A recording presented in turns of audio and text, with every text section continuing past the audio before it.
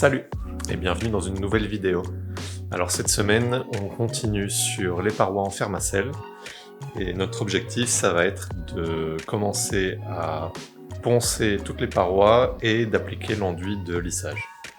Donc, mais avant ça, il y a plein de petites choses qu'on doit terminer, et notamment l'enduit de rebouchage sur cette paroi ici. Donc il faut aussi gratter la colle qui est en excès, et il y aura aussi quelques morceaux de fermacelle à poser là-haut. Au niveau du petit rebord qu'on a créé sur la mezzanine. Donc je profite aussi de ce début de vidéo pour répondre à quelques remarques qu'on a eues dans la vidéo précédente. Donc on nous disait de ne pas attendre que la colle fermacelle sèche avant de l'enlever. Les recommandations de la marque Fermacelle, c'est de gratter quand la colle est sèche. Puisqu'en fait, si on gratte alors que la colle est encore molle, on va faire des dégâts de ce genre ici, comme cette traînée-là. Et donc ça, c'est impossible à enlever ensuite, et c'est très dur à poncer aussi. Donc voilà, donc c'est pour ça qu'on n'enlève pas la colle quand elle est pas encore sèche. En fait, c'est pas si dur à enlever la colle, c'est c'est juste dans les angles rentrants où c'est un petit peu la galère. Ensuite, deuxième remarque, pourquoi est-ce qu'on met pas de bande à joint, de bande armée ou de baguette d'angle sur nos parois en fermacelle, au niveau des portes, et à tous les angles sortants, rentrants, et à toutes les jointures de plaques. C'est la colle à joint en fait qui prend en charge la dilatation du matériau et les éventuels mouvements. Donc avec le fermacelle à bord droit comme ce qu'on a utilisé, donc bord droit plus colle à joint, il n'y a pas besoin de mettre de bande. Ça aurait été le cas si on avait pris des plaques de fermacelle à bord aminci. Voilà, donc là c'est tout simplement, c'est pas le cas. N'oubliez pas que le fermacelle c'est pas du placo-plâtre standard. Voilà, donc c'était un petit peu pour mettre 2-3 choses au clair. Et voilà, bon, on va passer à la suite.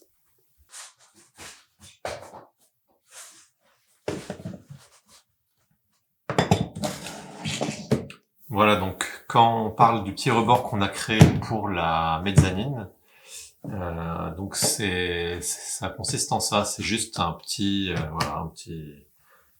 rebord où on pourra mettre contre éventuellement un matelas, et puis ça rend le tout un petit peu plus sûr. Et surtout, ça permet de gérer la transition entre les parois de ce côté-là et la mezzanine de ce côté-là. Donc ce petit rebord aussi, il nous permet de venir placer des prises et des interrupteurs à cet endroit-là. Donc voilà, allez.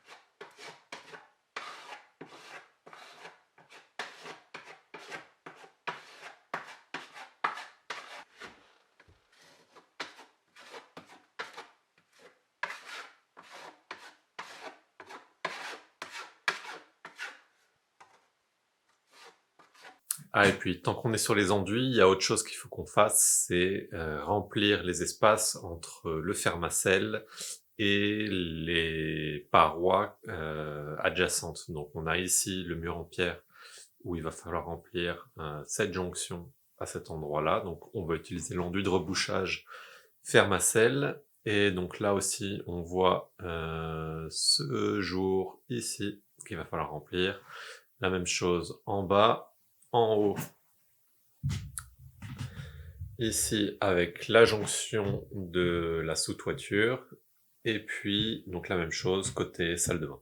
Voilà, comme ça va donner un bel aspect fini et on pourra ensuite passer au ponçage.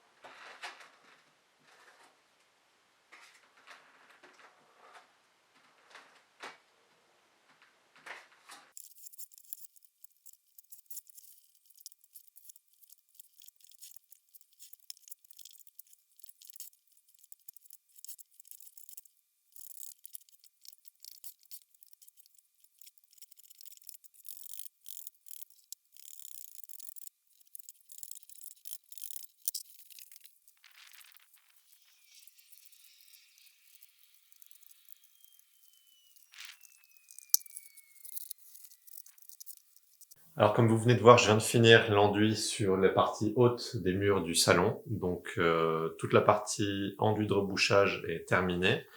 Et donc maintenant on va passer au ponçage. Et donc pour ça, ça tombe bien, on a Vévor qui nous a envoyé une ponceuse girafe.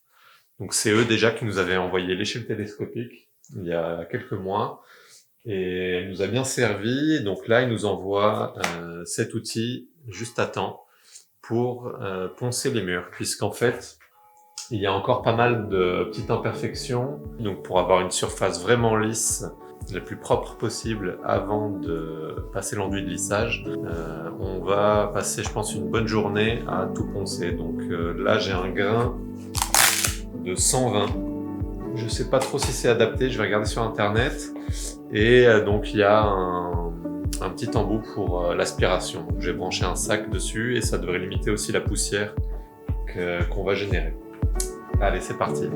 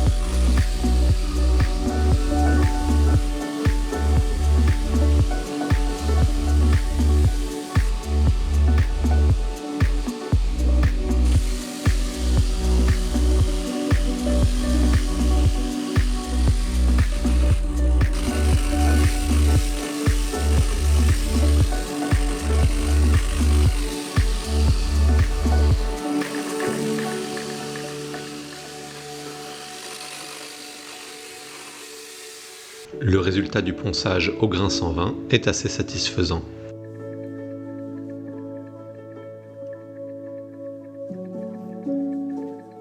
En revanche, cette machine ne permet pas d'aller poncer dans les angles rentrants. J'ai choisi donc une nouvelle fois d'utiliser le multitool, cette fois équipé d'un pad de ponçage triangulaire.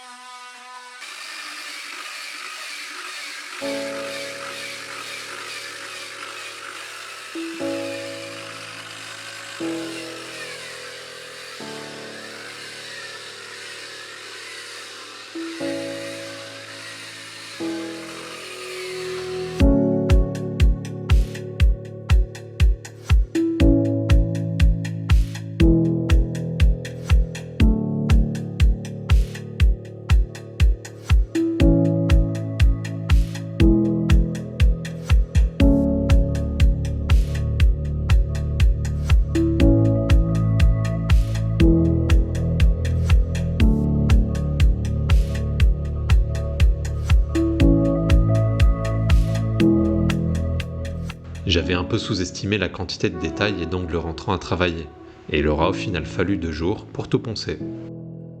On remercie une nouvelle fois Vevor pour nous avoir fourni la ponceuse girafe au bon moment. Comme d'habitude, on vous met un lien vers le produit et un petit code de réduction en description.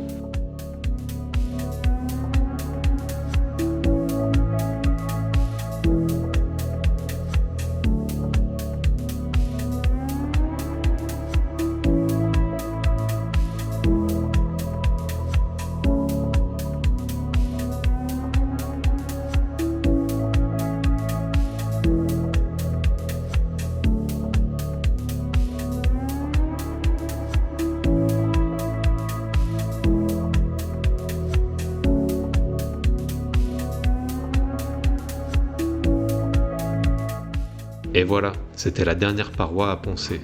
Et sans attendre, je commence directement à tout aspirer, car la surface doit être parfaitement propre avant de passer à l'enduit de lissage.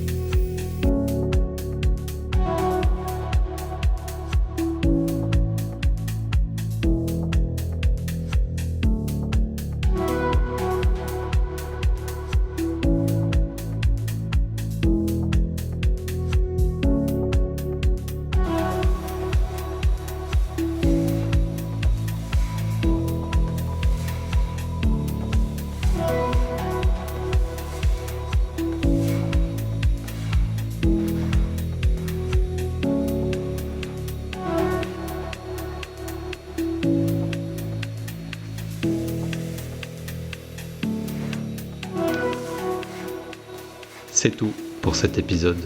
Merci d'avoir suivi et à bientôt.